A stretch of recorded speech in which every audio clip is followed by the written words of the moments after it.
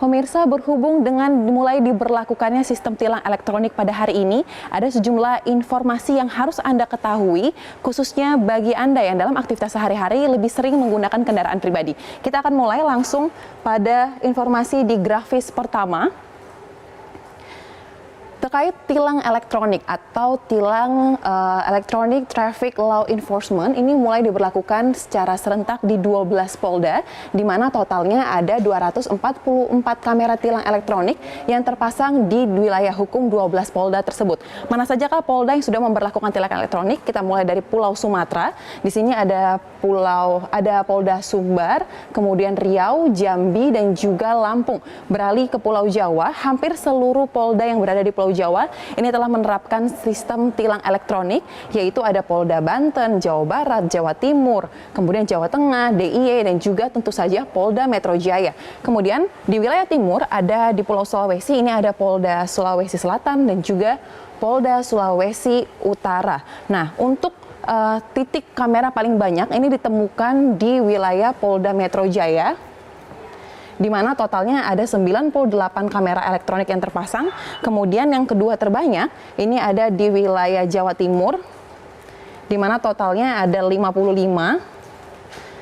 Dan yang ketiga terbanyak ada di Jabar, totalnya ada 21 kamera elektronik. Yang dimaksud berlaku secara nasional di sini ialah jika ada kendaraan dengan nomor polisi daerah seperti contohnya DIY, yaitu platnya AB, dan juga seperti di wilayah Jawa Tengah yaitu Semarang platnya H, ini tetap dapat dilakukan penindakan jika melakukan pelanggaran di luar wilayah hukumnya atau di wilayah daerahnya, karena polda-polda ini telah tergabung dalam satu sistem yaitu tilang elektronik dan datanya sudah terintegrasi.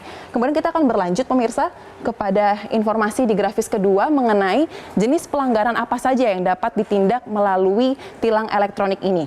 Kita mengacu kepada Undang-Undang tentang Lalu Lintas dan Angkutan Jalan yang diatur dalam Undang-Undang Nomor 22 Tahun 2009, di mana totalnya ada 10 jenis pelanggaran. Yang pertama ialah melanggar rambu lalu lintas dan juga marka jalan.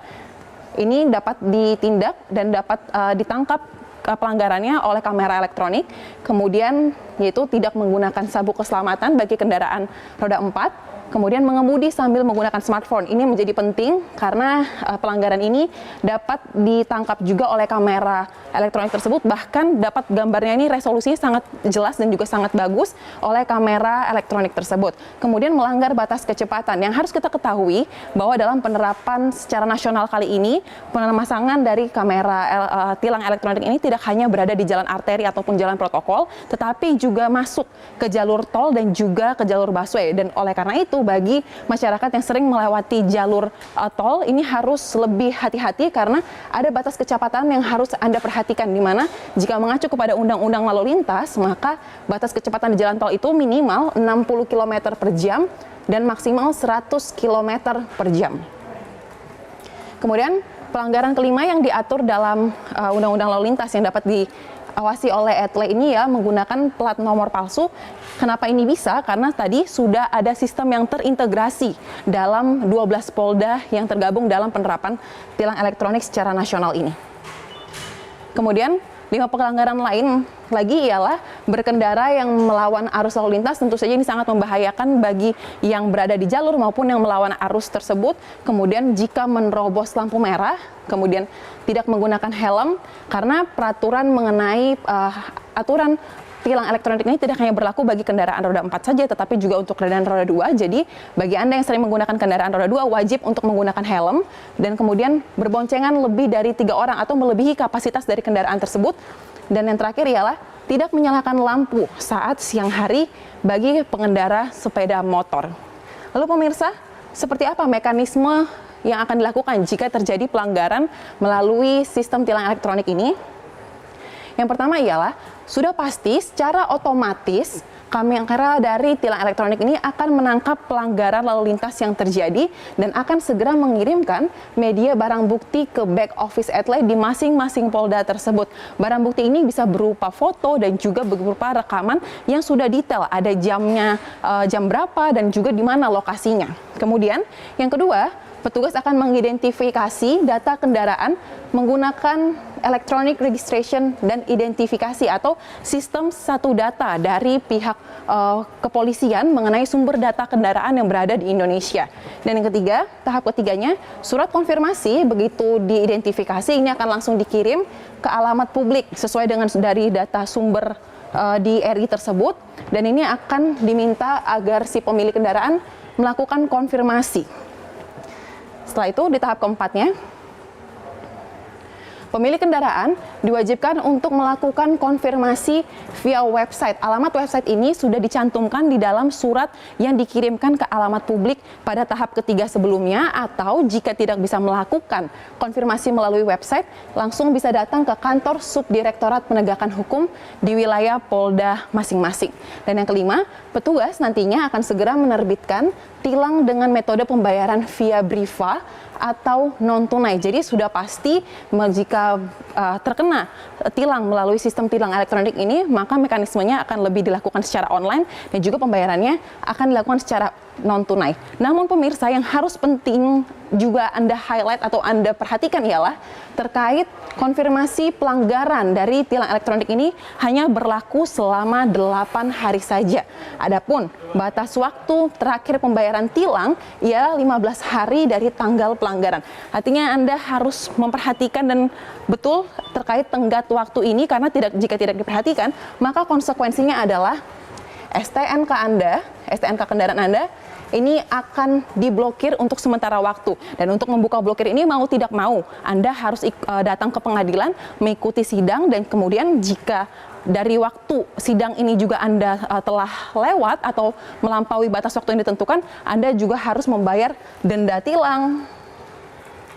Kemudian Anda juga harus membayar biaya tilangnya. Jadi Anda harus double bayar. Jadi lebih baik ketika Anda terkena tilang, Anda perhatikan mekanisme bagaimana cara menyelesaikan sistem tilang tersebut. Kemudian pemirsa, bagaimana dengan daerah yang belum menerapkan sistem tilang elektronik? Untuk daerah-daerah yang belum menerapkan sistem tilang elektronik, berdasarkan pernyataan dari Kakor Lantas Polri, Irjen Pol Istiono mengatakan bahwa tetap akan ditindak sesuai dengan hukum yang sudah ditetapkan, yaitu dengan tilang manual, di mana nantinya ada petugas kepolisian ini tetap berjaga di lokasi-lokasi atau di jalan-jalan tertentu. Kemudian penindakan akan dilakukan secara manual atau secara langsung, namun biasanya sekarang sudah dilakukan percampuran, yaitu penindakan secara langsung, namun pembayarannya akan dilakukan secara non-tunai. Tetap akan dikasih slip tilang, namun pembayarannya kita bisa transfer langsung ke akun ataupun ke nomor yang telah ditentukan.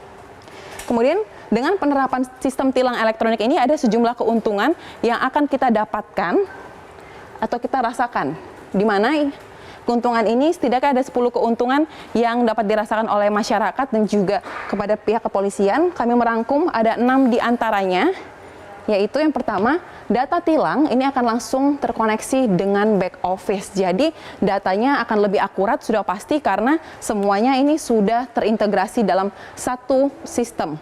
Kemudian data tersebut sudah pasti akan terkoneksi dengan bank untuk melakukan pembayaran dari denda kendaraan tilang tersebut. Kemudian selain terkoneksi dengan bank, juga terkoneksi dengan pengadilan mengenai jadwal persidangan yang akan dilakukan.